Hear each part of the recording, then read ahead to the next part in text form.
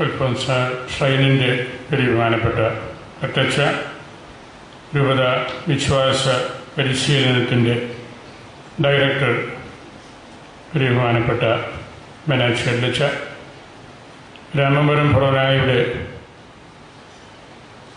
വികാരി ബഹുമാനപ്പെട്ട ഞാറക്കുന്നേലച്ച, മറ്റ് വാത്സല്യമുള്ള അച്ഛന്മാരെ, ഏറ്റവും പ്രിയപ്പെട്ട കുട്ടികളെ, അധ്യാപകരെ, സമർപ്പിതരെ, മറ്റ് സഹോദരങ്ങളെ, രാമപുരം ഫൊറോന പള്ളിയിലെയും അതിനോട് ബന്ധപ്പെട്ട പള്ളികളിലെയും അച്ഛന്മാരും കുട്ടികളും വിശ്വാസ പരിശീലനം നടത്തുന്ന അധ്യാപകരുമെല്ലാം ഇപ്പോൾ അൽഫോൻസാമ്മയുടെ പുണ്യ കുടിയിരുത്തിൻ്റെ ചുറ്റുമാണല്ലോ. ബഹുമാനപ്പെട്ട മെനാച്ചേരിലച്ഛനൂടെ പറഞ്ഞതുപോലെ രാമപുരം വളരെ പ്രസിദ്ധമായ ഒരു കേന്ദ്രമാണ്. നമ്മുടെ രൂപതയിലെ ഏറ്റവും പ്രധാനപ്പെട്ട ഒരു ഫൊറോനായും അതിനോട് ബന്ധപ്പെട്ട പള്ളികളുമാണ്. 13 പള്ളികൾ രാമപുരം ഫൊറോനായിലുണ്ട്.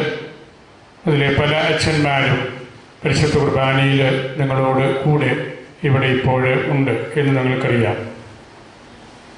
രാമപുരം ഫൊറോനാക്കാർ ഭരണങ്ങാനത്ത് വന്ന് അൽഫോൻസാമ്മയുടെ പക്കലേക്ക് വരുമ്പോൾ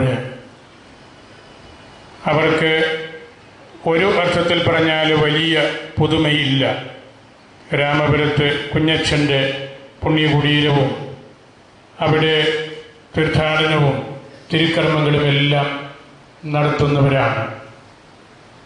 രാമപുരത്ത് വെച്ച് കുഞ്ഞച്ഛനെ വാഴ്ത്തപ്പെട്ടവനായിട്ട് പ്രഖ്യാപിച്ച ചടങ്ങിൽ പങ്കെടുത്തവരുമാണ് നിങ്ങൾ ഇവിടെ ഇരിക്കുന്ന മുതിർന്ന കുട്ടികൾ എല്ലാവരും തന്നെ.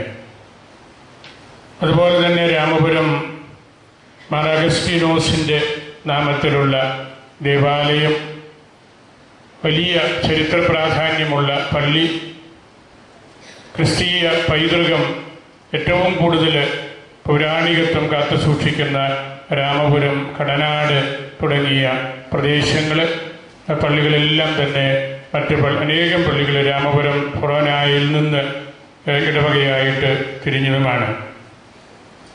അങ്ങനെ രാമപുരത്തിന് വളരെയധികം പ്രത്യേകതകളുണ്ട്. അതുപോലെ തന്നെ രാമപുരം ഫൊറോന വികാരിയും നമ്മുടെ രൂപതയിലെ പ്രഗത്ഭനായ ഒരച്ഛനാണ്, അധ്യാപകനാണ്. അതുപോലെ മറ്റു അച്ഛന്മാരും നിങ്ങളോട് ഒത്ത് നമുക്ക് വേണ്ടി ശുശ്രൂഷ ചെയ്യേണ്ട അവർ എല്ലാവരും ഏറ്റവും പ്രിയപ്പെട്ടവരാണ്. രാമപുരംകാർ അൽഫോൻസാമ്മയുടെ അടുക്കൽ വരുമ്പോൾ അൽഫോൻസാമ്മ നമ്മളോട് പറയുന്ന കാര്യം, കുട്ടികൾ എല്ലാവരും എൻ്റെ അടുക്കൽ വരട്ടെ എന്ന് ഈശോ പറഞ്ഞ ആ കാര്യം തന്നെയാണ്. കുട്ടികൾ എല്ലാവരും നമ്മുടെ രൂപതയിലെ 10-11 ഫൊറോനാകൾ ഇപ്പോൾ കഴിഞ്ഞു. നമ്മുടെ രൂപതയിലെ കുട്ടികൾ എല്ലാവരും അൽഫോൻസാമ്മയുടെ അടുത്ത് വന്ന് അവരുടെ അച്ഛന്മാരുടെ കൂട്ടത്തിൽ വന്ന് ആ കുർബാന പങ്കെടുത്തു പോകുമ്പോൾ അത് വലിയൊരു സ്വർഗീയ അനുഭവം തന്നെയാണ്. അതുകൊണ്ട് തീർത്ഥാടകരായിട്ട് നമ്മൾ അൽഫോൻസാമ്മയുടെ പക്കൽ വരുന്നതിന് പ്രത്യേകതകളുണ്ട്. എൻ്റെ ഒരു വിചാരം, ലോകത്തിലെ അനേകം പുണ്യ കുടീരങ്ങൾ വിശുദ്ധന്മാരുടെ ഉണ്ട്.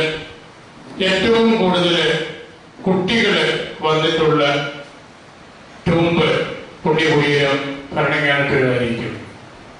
നമ്മൾ ഏത് തരത്തിൽ നോക്കിയാലും ഒരുപാട് കുട്ടികൾ, നമ്മുടെ രൂപതയിലേത് മാത്രമല്ല, ഏറ്റവും കൂടുതൽ കുട്ടികൾ സന്ദർശിച്ച പുണ്യകുടീരം അൽഫോൻസാമ്മയുടേതാണ് എന്നതിൽ യാതൊരു തർക്കവുമില്ല. അതുപോലെ തന്നെ ഏറ്റവും കൂടുതൽ മറ്റ് മതസ്ഥരും സന്ദർശിച്ചിട്ടുള്ള പുണ്യകുടീരം അൽഫോൻസാമ്മയുടേതാണ്. അത് നമ്മുടെ നാടിന്റെ പ്രത്യേകത കൊണ്ടും അൽഫോൻസാമ്മയോട് എല്ലാവർക്കുമുള്ള ഒരു ആദരവ് കൊണ്ടും കൂടിയാണ്. മറ്റ് മതസ്ഥര് അനേകര് ഇവിടെ വരികയും പ്രാർത്ഥിക്കുകയും എല്ലാം ചെയ്തിട്ടുണ്ട്. അതുപോലെയാണ് സമർപ്പിതര് ഏറ്റവും കൂടുതൽ സന്ദർശിച്ചുകൊണ്ടിരിക്കുന്ന ഒരു പുണ്യകുടീരം കൂടിയാണ് അൽഫോൻസാമയുടേത്. കാലദൈർഘ്യം നോക്കിയാൽ ഏറ്റവും കൂടുതൽ പിതാക്കന്മാര് വന്നിട്ടുള്ള പുണ്യകുടീരവും ഇതായിരിക്കും. നമ്മളുടെ CBCI സമ്മേളനം നടന്നപ്പോൾ ഇന്ത്യയിലെ എല്ലാ പിതാക്കന്മാരും ഇവിടെ വന്നു.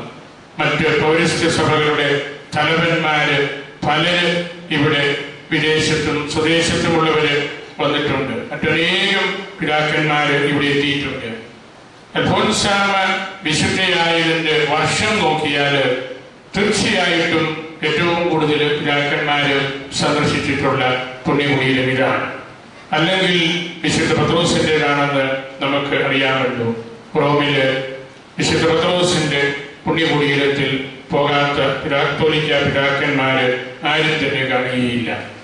അങ്ങനെ നമ്മൾ ഏത് നിലയിൽ നോക്കിയാലും അൽഫോൻസാമ എല്ലാവരെയും തന്റെ പക്കലേക്ക് ക്ഷണിക്കുന്നുണ്ട്. എല്ലാവരെയും ക്ഷണിക്കുന്നത് സ്വർഗത്തെ ചൂണ്ടി കാണിച്ച് തരുന്നതിന് വേണ്ടിയാണ്. അങ്ങനെ സ്വർഗം ചൂണ്ടിക്കാണിച്ച് തരുന്നത് ഇവിടെ നടക്കുന്ന ലിറ്റർജിയിലൂടെയാണ്. ആ മേഖലയിൽ നമ്മൾ നോക്കിയാലും ഇത്രയും ക്രമീകൃതമായിട്ട് സഭയുടെ നിർദ്ദേശങ്ങൾ പാലിച്ച് പരിശുദ്ധ കുർബാനയും മറ്റ് തിരുക്കർമ്മങ്ങളും യാമപ്രാർത്ഥനകളും ഒക്കെ നടക്കുന്ന പുണ്യകുടീരങ്ങള് വേറെ അധികം കാണുകയില്ല. ഞാനീ പറഞ്ഞത് ഇതിലൂടെ നമ്മൾ ദൈവാരാധനയുടെ പരിശുദ്ധ കുർബാനയുടെ ആഘോഷമായ അർപ്പണം ഇപ്പോൾ നമ്മൾ കണ്ടല്ലോ. സുവിശേഷം വായിച്ച് തീരുന്നതും വരെ ആഘോഷമായ കുർബാന, എല്ലാ പ്രാർത്ഥനകളും പാട്ടുകളും എല്ലാം ചൊല്ലിയും പാടിയും അങ്ങനെയുള്ള മാതൃകാപരമായ ഒരു ലിറ്റർജിക്കൽ സെലിബ്രേഷൻ നടക്കുന്ന സ്ഥലം കൂടിയാണിത്. അപ്പൊ അതിലൊക്കെ വന്ന് കുട്ടികള് പങ്കെടുക്കുമ്പോൾ അല്ലെങ്കിൽ അവിടെ ആയിരിക്കാൻ നമുക്ക് സാധിക്കുമ്പോൾ നമുക്ക് ജീവിതത്തിലെ ഏറ്റവും പ്രധാനപ്പെട്ട ഒരു കാര്യമാണ് ഇത് എന്ന് നമ്മൾ തിരിച്ചറിയണം. ഇന്നത്തെ സുവിശേഷത്തെ കുറിച്ച് ഒന്ന് രണ്ട് ചെറിയ ചിന്തകൾ കുട്ടികൾക്ക് മനസ്സിലാകുന്ന ഭാഷയിൽ മാത്രം കൂടെ പറഞ്ഞ് ഞാൻ അവസാനിപ്പിക്കുകയാണ്. വിശുദ്ധ മത്തായിയുടെ സുവിശേഷത്തിലെ 20-ാം അധ്യായം 1 മുതലുള്ള തിരുവചനങ്ങൾ 16 വരെയുള്ള തിരുവചനങ്ങളാണ് നമ്മളിപ്പോൾ ഇവിടെ വായിച്ചത്. ഇന്ന് വീട്ടിൽ ചെന്ന് സന്ധ്യാപ്രാർത്ഥന കഴിഞ്ഞ് എല്ലാ വീടുകളിലും ഈ തിരുവചനം വീട്ടിലുള്ള എല്ലാവർക്കും വേണ്ടി ഉറക്കെ നിങ്ങൾ വായിച്ച് കേൾപ്പിക്കണം. അതാണ് ആദ്യം നിങ്ങൾ ചെയ്യേണ്ട ഒരു കാര്യം. സന്ധ്യാപ്രാർത്ഥന കഴിഞ്ഞ് മത്തായിയുടെ സുവിശേഷം 20-ാം അധ്യായം 1 മുതൽ 16 വരെയുള്ള തിരുവചനങ്ങൾ ഇപ്പോൾ ഇവിടെ വായിച്ചു കേട്ട തിരുവചനം സന്ധ്യാപ്രാർത്ഥനയിൽ ഒന്നുകൂടെ വായിക്കുകയും അതിനെക്കുറിച്ച് ഞാൻ നിങ്ങളോട് പറയുന്ന 2-3 കുഞ്ഞ് ചിന്തകൾ മനസ്സിൽ സൂക്ഷിച്ച് സാധിക്കുന്നിടത്തോളം കുട്ടികൾ അത് വീട്ടിൽ അപ്പനോടും അമ്മയോടും ചേട്ടനോടും ചേച്ചിയോടുമൊക്കെ പറഞ്ഞ് കേൾപ്പിക്കുകയും ചെയ്യണം. അങ്ങനെയാണ് വീട്ടിൽ ഒരു വേദപാഠ ക്ലാസ്, ഒരു വിശ്വാസ പരിശീലനം നടക്കേണ്ടത്. ഞാൻ 2-3 ചെറിയ ചിന്തകൾ മാത്രം. മുന്തിരിത്തോട്ടത്തിലേക്ക് ജോലിക്കാരെ വിളിക്കുന്ന യജമാനന്റെ കഥയാണ് നമ്മൾ കേട്ടത്. മുന്തിരിത്തോട്ടം അതൊരു പ്രതീകമാണ്. അതൊരു തോട്ടമായിട്ട് നിങ്ങൾ കരുതുന്നതിൽ തെറ്റില്ല. നമുക്ക് റബ്ബർ തോട്ടവും കാപ്പിത്തോട്ടവും ഒക്കെ നമുക്ക് വീട്ടിലുണ്ട്. അതുപോലുള്ള ഒരു തോട്ടമാണ് മുന്തിരിത്തോട്ടം. എന്നാൽ ഇവിടെ ഉദ്ദേശിച്ചിരിക്കുന്ന മുന്തിരിത്തോട്ടം സഭയാണ്. നമ്മൾ ഓരോരുത്തരും വിശ്വസിക്കുന്ന സത്യവിശ്വാസികളുടെ സമൂഹമായ ആ സഭയെക്കുറിച്ചാണ് ഇവിടെ ഈശോ അർത്ഥമാക്കുന്നത്, അല്ലെങ്കിൽ സുവിശേഷകൻ നമ്മെ പഠിപ്പിക്കുന്നത്. ആ മുന്തിരിത്തോട്ടത്തിലേക്ക് ജോലിക്കാരെ വിളിക്കുന്ന യജമാനൻ ദൈവമാണ്, അല്ലെങ്കിൽ ഈശോയാണ്. മനസ്സിലായല്ലോ? ആ മുന്തിരിത്തോട്ടം സഭയാണ്. അവിടേക്ക് ജോലിക്കാരെ നമ്മളെ വിളിക്കുന്നത് ദൈവമാണ്, അല്ലെങ്കിൽ ഈശോ ആണ്. 5 തവണയായിട്ടുള്ള വിളികൾ നമ്മളിപ്പോൾ കേട്ടല്ലോ. പ്രഭാതത്തിൽ കുറെ പേരെ വിളിച്ചു നേരം വെളുത്തപ്പോൾ. പിന്നെ 3-ാം മണിക്കൂറിൽ മറ്റു ചിലരെ വിളിച്ചു. 6-ാം മണിക്കൂറിൽ വേറെ കുറെ പേരെ വിളിച്ചു. 9-ാം മണിക്കൂറിലും കുറെ ജോലിക്കാരെ വിളിച്ചു. അവസാനം 11-ാം മണിക്കൂറിലും, ഏറ്റവും അവസാനത്തെ 1 മണിക്കൂർ പോലെ കരുതുന്നത്. അങ്ങനെ 5 തവണകളിലായിട്ടാണ് ഈ യജമാനൻ ഈ ജോലിക്കാരെ വിളിക്കുന്നത്. ഒന്നാമത്തേത് നേരം വെളുത്തപ്പോൾ, രണ്ടാമത്തേത് 3-ാം മണിക്കൂർ, മൂന്നാമത്തേത് 6-ാം മണിക്കൂർ, നാലാമത്തേത് 9-ാം മണിക്കൂർ, അഞ്ചാമത്തേത് 11-ാം മണിക്കൂർ. ഓർത്തിരിക്കാൻ ഒരു വിഷമവുമില്ല. അങ്ങനെ 5 തവണകളായിട്ട് ദൈവം വിളിക്കുകയാണ്. അത് പ്രത്യക്ഷത്തിൽ നമ്മൾ വായിക്കുമ്പോൾ ഒരു ദിവസത്തിൻ്റെ മണിക്കൂറുകളായിട്ട് നമുക്ക് തോന്നും. അങ്ങനെയും എടുക്കാം. ഞാൻ പറഞ്ഞല്ലോ, മുന്തിരിത്തോട്ടമായിട്ട് എടുത്താൽ മതി. ഒരു ദിവസത്തിൻ്റെ നേരം വെളുക്കുമ്പോൾ പിന്നെ ഉച്ച കഴിഞ്ഞ് 3 മണി 6 മണി അങ്ങനെ അതെടുക്കുന്നതിന് കുഴപ്പമില്ല.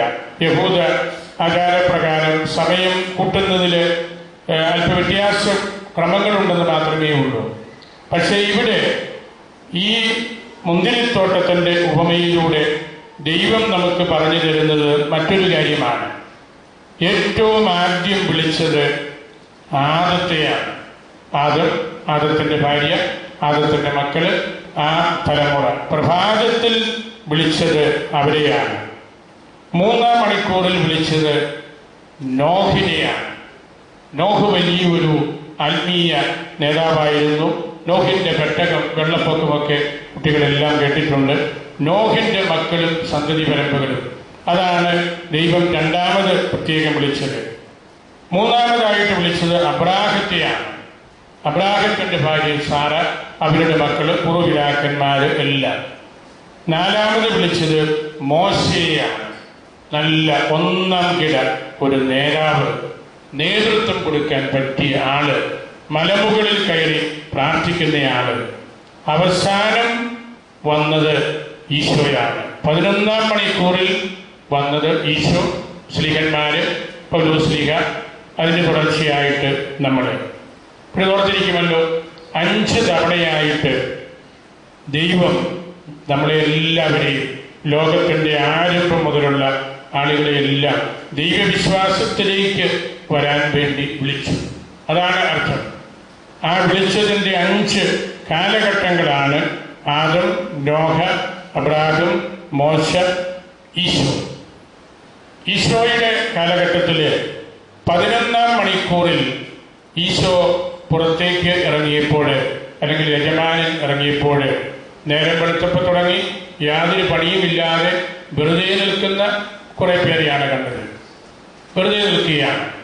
അവരോട് ഈ യജമാനൻ അല്ലെങ്കിൽ ഈശോ ചോദിക്കുന്ന ചോദ്യം, എന്തുകൊണ്ടാണ് നിങ്ങളിങ്ങനെ അലസന്മാരായിട്ട് യാതൊരു പണിയും ചെയ്യാണ്ട് വെറുതെ പകല് മുഴുവൻ ഇങ്ങനെ നഷ്ടപ്പെടുത്തുന്നത്? നല്ലൊരു ചോദ്യമാണ് ഈശോ ചോദിച്ചത്. നിങ്ങളോട് ചിലപ്പോൾ നിങ്ങളുടെ പപ്പായും മമ്മിയും ഒക്കെ അതുകൊണ്ട് ചോദ്യങ്ങൾ ചോദിക്കും. എന്തുകൊണ്ടാണ് യാതൊരു പണിയും എടുക്കാണ്ട്, ഒന്നും വായിച്ചു പഠിക്കാണ്ട്, ഭക്ഷണം മാത്രം ശരണമായിട്ട് ഇങ്ങനെ വീട്ടിലിരിക്കുന്നത്, അല്ലെങ്കിൽ TV മാത്രം ശരണമായിട്ടിരിക്കുന്നത്? ഈശോ ചോദിച്ച ചോദ്യത്തിൻ്റെ വേറൊരു രൂപമാണ് നമ്മുടെ പപ്പായും മമ്മിയും ഒക്കെ ചിലപ്പോഴെങ്കിലും കുട്ടികളോട് ചോദിക്കുന്നത്. എന്തുകൊണ്ടാണ് അലസരായിട്ട് ഇരിക്കുന്നത്? അപ്പോൾ അവർ പറഞ്ഞു, ഞങ്ങളെ ആരും ഇതുവരെ വിളിച്ചില്ല. അതാണ് നമ്മൾ ചിന്തിക്കേണ്ട കാര്യം. ഞങ്ങളോട് ഇതുവരെയും ആരും ദൈവത്തെപ്പറ്റി പറഞ്ഞിട്ടില്ല. ഞങ്ങളോട് ആരും ഈശോയെക്കുറിച്ച് പറഞ്ഞിട്ടില്ല. ഞങ്ങളോട് ആരും സുവിശേഷത്തെക്കുറിച്ച് പ്രസംഗിച്ചിട്ടില്ല. ശ്ലീഹന്മാരെ കുറിച്ച് ഞങ്ങളെ പഠിപ്പിച്ചിട്ടില്ല. ഞങ്ങളെ ആരും വിളിച്ചില്ല. ദൈവവചനമുണ്ട്, ഈശോയുണ്ട്, സഭയുണ്ട്, ശ്ലീഹന്മാരുണ്ട്, കുർബാനയുണ്ട്, ഇങ്ങനെയൊക്കെ പറഞ്ഞ് ആരും ഞങ്ങളെ വിളിച്ചിട്ടില്ല. അതുകൊണ്ട് ഞങ്ങൾക്കറിയത്തില്ല. അതുകൊണ്ട് ഞങ്ങൾ വെറുതെ നിൽക്കുകയാണ്. അതാണ് ഈശോ 11-ാം മണിക്കൂറിൽ വന്ന് നൽകുന്ന വലിയൊരു സന്ദേശം. നിങ്ങളും വെറുതെ നിൽക്കുന്ന, പണിയില്ലാതെ നിൽക്കുന്നവര്, ഈശോയെക്കുറിച്ച് കേട്ടിട്ടില്ലാത്തവര്, വിജാതീയര്, പുറജാതിക്കാര്, ഇങ്ങനെയുള്ളവരെല്ലാം എൻ്റെ കൂട്ടത്തിൽ പോരെ. അങ്ങനെ അവരെയും ഈശോ വിളിച്ച് സഭയിലേക്ക് കൊണ്ടുവരികയാണ്. അതാണ് ആ ഉപമയുടെ ആത്യന്തികമായിട്ടുള്ള അർത്ഥം. ഇനി അങ്ങനെ തോട്ടത്തിലേക്ക് വന്ന് ജോലിയെല്ലാം കഴിഞ്ഞ് സന്ധ്യയ്ക്ക് പണിക്കാർ നിങ്ങളുടെയൊക്കെ വീട്ടിൽ മിക്കവാറും ജോലിക്ക് വരുന്നവരുണ്ട്. അവർക്ക് കാശ് കൊടുക്കും. കാശ് കൊടുക്കുന്ന സമയമായപ്പോൾ ഈ യജമാനൻ കാണിച്ച ഒരു ശൈലി എന്തായിരുന്നു? അത് എങ്ങനെയാണ് കാശ് കൊടുത്തത്? അവസാനം വന്നവന് ആദ്യം കൊടുക്കണം. അതാണ് അവസാനം വന്നവർ മുതൽ ആദ്യം വന്നവർ വരെ കൂലി കൊടുത്തേര് എന്ന് പറഞ്ഞു. അവസാനം വന്നവർക്ക് ഒരു ദനാറ, ഒരു നല്ല സ്വർണ്ണ നാണയം അതം കൊടുത്തു. അവസാനം വന്നവരാരാണ്? ഈശോയെ കേട്ട്, സുവിശേഷം കേട്ട്, കൂദാശകളെ കുറിച്ച് മനസ്സിലാക്കി നല്ല ജീവിതം നയിച്ച് സ്വർഗത്തെ ലക്ഷ്യമാക്കി ജീവിക്കുന്ന ആളുകളാണ്. 11-ാം മണിക്കൂറിൽ വന്നത് പൗലോസ്ലീഹ വന്നതുപോലെ ഏറ്റവും അവസാനം വന്നവർക്ക് ആദ്യം സമ്മാനം കൊടുത്തു. കൊടുത്തത് സ്വർണമാണ്, അത് സ്വർഗമാണ്. ഈശോയെ കുറിച്ച് കേട്ട് അത് ജീവിച്ച എല്ലാവർക്കും, അത് യഹൂദനെന്നോ വിജാതീയനെന്നോ മറ്റു ജാതിക്കാരെന്നോ ഒന്നും നോക്കാണ്ട് അവർക്ക് യജമാനൻ ഈ സമ്മാനം കൊടുത്തു. അപ്പോൾ ആദ്യം വന്നവരെല്ലാം പുറകിരിപ്പുണ്ട്. പ്രഭാതത്തിൽ വന്നവര് 3, 6, 9 മണിക്കൂറിൽ വന്നവരൊക്കെ നിൽക്കുക. അവർ വിചാരിച്ചു ഞങ്ങൾക്ക് കുറെ കൂടുതൽ കിട്ടും. അവർക്ക് കൂടുതലൊന്നും കിട്ടിയില്ല. അവർ പിറുപിറുത്തു. അപ്പോൾ ഈശോ അവരോട് പറഞ്ഞു, യജമാനന്റെ സ്വത്ത് അത് സ്വർഗമാണ്. നിങ്ങളിപ്പോഴും പിറുപിറുത്തു നിൽക്കുകയാണ്.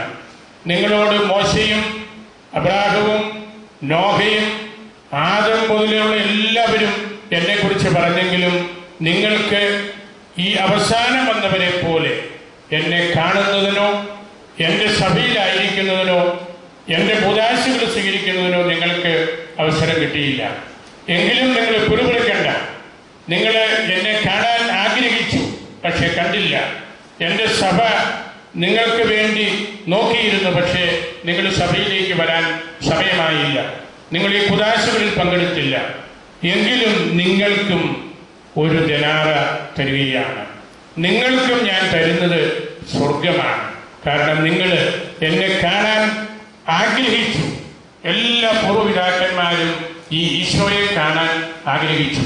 പക്ഷെ അവരാദ്യം വന്നതുകൊണ്ട്, ലോകത്തിൻ്റെ ആരംഭ കാലഘട്ടങ്ങളിൽ വന്നതുകൊണ്ട് ദൈവത്തെ നേരിട്ട് കാണാൻ അവർക്ക് അവസരം കിട്ടിയില്ല. എങ്കിലും ദൈവത്തെ മനസ്സിൽ നോക്കിയിരുന്ന എല്ലാവർക്കും ഈ സമ്മാനം സ്വർഗം കൊടുത്തു. അങ്ങനെ തർക്കമില്ലാണ്ട്, യാതൊരു തർക്കവുമില്ലാണ്ട് എല്ലാവർക്കും, ദൈവത്തെ മനസ്സിൽ സൂക്ഷിച്ച് ജീവിക്കുന്ന എല്ലാവർക്കും സ്വർഗം കൊടുക്കുന്ന ദൈവത്തിൻ്റെ അല്ലെങ്കിൽ ഈശോയുടെ ആ ചിത്രമാണ് ഇന്നത്തെ ഈ തോട്ടക്കാരൻ്റെ ഉപമയിലൂടെ സുവിശേഷകനും ഈശോയും എല്ലാം നമ്മെ പഠിപ്പിക്കുന്നത്. നമ്മൾ ഇപ്പോൾ ഇവിടെ അനുഭവിക്കുന്നത് 11-ാം മണിക്കൂറിൻ്റെ ഭാഗ്യമാണ്. ഈശോയുടെ മരണോത്ഥാനങ്ങൾ കുർബാനയിലൂടെ നമ്മൾ പ്രഘോഷിക്കുകയാണ്. അതാണ് 11-ാം മണിക്കൂറിൽ നമുക്ക് കിട്ടിയ, ഈശോയുടെ വരവിന് ശേഷം നമുക്ക് കിട്ടിയ ഭാഗ്യം. ഞായറാഴ്ചത്തെ കുർബാന ഈശോ ഉത്ഥാനം ചെയ്ത് പൗലോസിന്, പിന്നീട് അതിനു മുമ്പ് തോമാസ് ശ്ലീഹായ്ക്ക്, മറ്റു ശ്ലീഹന്മാർക്കൊക്കെ പ്രത്യക്ഷപ്പെട്ടു. 8-ാം ദിവസം ഞായറാഴ്ചയാണ്. ആ ദിവസത്തിൻ്റെ പ്രാധാന്യത്തിലേക്ക് യഹൂദന്മാർക്ക് സാബത്ത് ശനിയാഴ്ച ആചരണമായിരുന്നു. അതിൽ നിന്ന് മാറി 11-ാം മണിക്കൂറിൽ വന്നവര് ഞായറാഴ്ച ആചരണം, കുർബാന ആചരണം, അതാണ് നമുക്ക് കിട്ടിയ ദനാറ. ഡൊമിനിക്ക എന്ന് പറഞ്ഞാൽ ഉത്ഥാനം ചെയ്തവന്റെ ദിവസം, ഞായറാഴ്ച. അതാണ് ആ ഞായറാഴ്ച ആചരണം. ദിയസ് ഡോമിനി, കർത്താവിൻ്റെ ദിവസം, അല്ലെങ്കിൽ ഒക്ടാവ ദിയസ്, 8-ാമത്തെ ദിവസം. ഇങ്ങനെ വ്യത്യസ്തമായ വാക്കുകളിൽ നമ്മൾ പറയുന്നു. ഞായറാഴ്ച ഈ 11-ാം മണിക്കൂറിൽ വന്ന ഈശോ നമുക്ക് തന്ന ആ ഭാഗ്യങ്ങളെല്ലാം നമ്മൾ ഓർത്ത് സന്തോഷിച്ച് ആഘോഷിക്കുന്ന മണിക്കൂറിലാണ്. നമുക്ക് സ്വർഗം കിട്ടാൻ നമുക്ക് അവകാശമുണ്ട്. നമ്മൾ നല്ലതുപോലെ ജീവിച്ചാൽ മാത്രം മതി. ദൈവം നമുക്ക് ധാരാള സ്വർഗം നൽകുവാൻ തക്കവണ്ണം ജീവിക്കണം. പ്രഭാതത്തിൽ 8-ാം ദിവസം പ്രത്യക്ഷപ്പെട്ട് തോമാസ് ശ്ലീഹായോട് ഈശോ പറഞ്ഞെന്താണ്? നിന്റെ വിരല് ഇവിടെ കൊണ്ടുവരിക.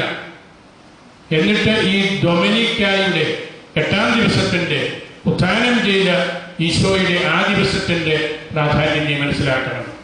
നമ്മളെല്ലാവരും രാമപുരം ഫൊറോനായിലെ കുട്ടികളോടെല്ലാം ഈശോ പറയുന്നതാണ് ഈ കുർബാനയുടെ സമയത്ത് നിങ്ങളുടെ വിരലുകൾ ഇവിടെ കൊണ്ടുവരിക, എന്നെ തൊട്ടു നോക്കുക. കുർബാനയിൽ നമ്മൾ നല്ലതുപോലെ പങ്കെടുക്കുക എന്നാണ് അതിൻ്റെ അർത്ഥം. അങ്ങനെ പങ്കെടുക്കുമ്പോൾ തോമാസ് ശ്ലീഹ പറഞ്ഞതുപോലെ എൻ്റെ കർത്താവേ, എൻ്റെ ദൈവമേ എന്ന് നമുക്ക് പറയാൻ സാധിക്കണം. നിന്റെ വിരല് ഇവിടെ കൊണ്ടുവരിക. നിങ്ങൾ ഓരോരുത്തരും ഈ കുർബാനയിൽ സജീവമായിട്ട് പങ്കെടുക്കുക. അപ്പോൾ നിങ്ങൾ ഞായറാഴ്ചയുടെ ആ രഹസ്യം പ്രഘോഷിക്കുകയാണ്. എൻ്റെ കർത്താവേ, എൻ്റെ ദൈവമേ. അങ്ങനെയുള്ള നല്ല അടിയുറച്ച ഒരു വിശ്വാസം കിട്ടുന്നതിന്, അതിൽ നമ്മൾ ആഴപ്പെടുന്നതിനുള്ള ഒരു അവസരമായിട്ട് നമ്മുടെ ഈ തീർത്ഥാടനവും ഈ കുർബാനയും ഇതിൻ്റെ കാര്യങ്ങളുമെല്ലാം മനസ്സിൽ സൂക്ഷിക്കണം. ഞാൻ പറഞ്ഞല്ലോ, ഇവിടെ നിങ്ങൾ കണ്ടതും കേട്ടതും എല്ലാം ഇന്ന് വൈകിട്ട് വീട്ടിൽ ഉള്ള എല്ലാവരോടും പറഞ്ഞു കേൾപ്പിക്കണം. മത്തായിയുടെ സുവിശേഷം ഞാൻ പറഞ്ഞ അധ്യായം വായിച്ച് കേൾപ്പിക്കണം. അതിനെക്കുറിച്ച് ഞാൻ പറഞ്ഞ കാര്യങ്ങൾ നിങ്ങൾക്ക് മനസ്സിലായത് വീട്ടിലെല്ലാവരോടും പറയണം. കുർബാനയ്ക്ക് മുഖ്യ കാർമ്മികത്വം വഹിച്ചത് രാമപുരം പള്ളിയുടെ വികാരീച്ചനാണ് എന്ന് പറയണം. ഇതുപോലെ മറ്റ് നിങ്ങളുടെ കൊച്ചന്മാർ വികാരീച്ചന്മാരൊക്കെ ഉണ്ട്. ആ കാര്യങ്ങൾ പറയണം. അങ്ങനെ വീട്ടിൽ എല്ലാവരും നല്ല ഒരു കാറ്റക്കിസം ക്ലാസ് പിന്നെ കൊടുക്കണം. അത് മറന്നു പോകരുത്. അൽഫോൻസാമയോട് നമുക്ക് മധ്യസ്ഥം പ്രാർത്ഥിക്കാം. കർത്താവ് നമ്മെ എല്ലാവരെയും സുഹൃത്തുമായി അനുഗ്രഹിക്കും.